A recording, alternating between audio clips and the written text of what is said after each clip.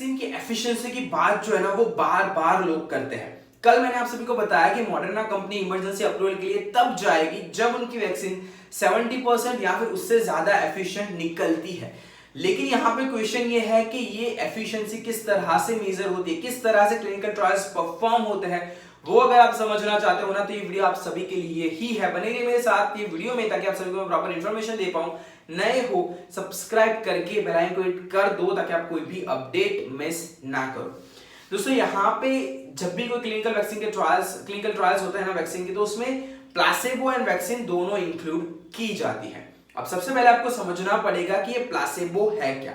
अगर मैं यहाँ पे आपके सामने एक वैक्सीन की बॉटल रख दूं और यहाँ पे प्लासेबो, तो आपको दोनों में कोई डिफरेंस नहीं दिखेगा, वो आपको अपीयरेंस में सेम दिखेगी। लेकिन जो प्लासेबो है ना वो वैक्सीन नहीं होती है, वो एक ऐसा ड्रग होता है जिससे आपकी बॉडी को कोई फायदा भी नहीं होता या फिर कोई नुकसान भी नहीं होता। आसान भाषा में एग्जांपल लेता है इंसुलिन का, लेकिन दूसरी साइड पे एक्चुअल में वैक्सीन होती है।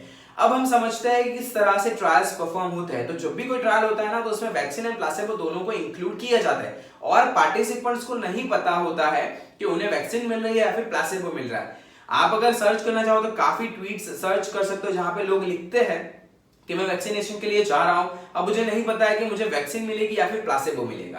तो यहाँ पे बेसिकली एक एग्जांपल से समझते हैं कि किस तरह से एफिशिएंसी मेजर होती है और किस तरह से ट्रायल्स है ना आगे बढ़ते हैं। आसान भाषा में 3000 लोगों में मान लीजिए वैक्सीन के ट्रायल्स परफॉर्म हुए हैं, उसमें से 1500 लोगों पे वैक्सीन दी गई है, 1500 लोगों में जो है ना वो प्लासेबो दिया गया है। 1500 लोगों को वैक्सीन, 1500 लोगों को प्लासेबो। अब वेट किया जाता है, वेट किस चीज का कि ये जो 3000 लोग हैं ना वो नेचुरली वायरस से इन्फेक्ट हो जाए।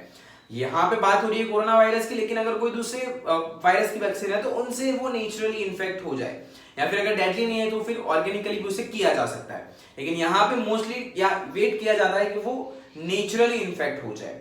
मान लीजिए 2 महीने बाद एक एनालिसिस किया जाता है जिसमें पाया जाता है जिन्हें प्लासेबो दिया गया था वो 1500 लोगों में से 100 लोगों में 150 लोगों में इन्फेक्शन पाया गया है, और जिन्हें वैक्सीन दी गई थी उनमें 10-15 लोगों में ही ये इन्फेक्शन पाया गया है। तो यहाँ पे क्लियर पिक्चर मिल जाता है हमारे पास कि जिन्हें नहीं दी गई थी उनमें इतने ज्यादा केसेस आए और जिन्हें दी गई थी उनमें कम केसेस आए। तो इस तरह से वैक्सीन की एफिशिएंसी जो है ना वो इजीली कैलकुलेट की जाती है। लेकिन यहाँ पे शॉर्ट टाइम फ्रेम में जो हमें नंबर मिलता है ना वो एक्यूरेट डेफिनेटली नहीं होगा, क्योंकि मान लीजिए 2 महीने के टाइम फ्रेम में जो 3000 पार्टिसिपेंट है वो इतने ज्यादा बाहर ना निकले हो, वो ज्यादा लोगों से ना मिले हो, उन्होंने अच्छा प्रिकॉशन लिया हो, ऐसा हो सकता है। तो ये जो नंबर है ना वो लंबे समय पे हमें एक एक्यूरेसी दे पाते हैं, जैसे कि 6 महीने बाद हमें एग्जैक्टली पता चल सकता है कि कितने केसेस आए, तो कंपैरिजन में और अच्छी एक्यूरेसी वाला नंबर सामने आ सकता है।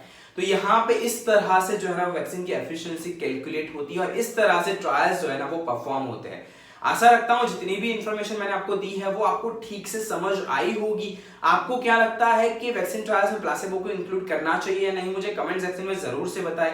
आशा रखता हूं वीडियो आपको पसंद आया होगा। वीडियो को लाइक करो, शेयर करो, नए हो चैनल को सब्सक्राइब करके बेल आइकन को हिट कर दो ताकि आप कोई भी अपडेट मिस ना करो। अगले वीडियो में आपसे मुलाकात होगी, तब तक के लिए जय हिंद, वंदे मातरम।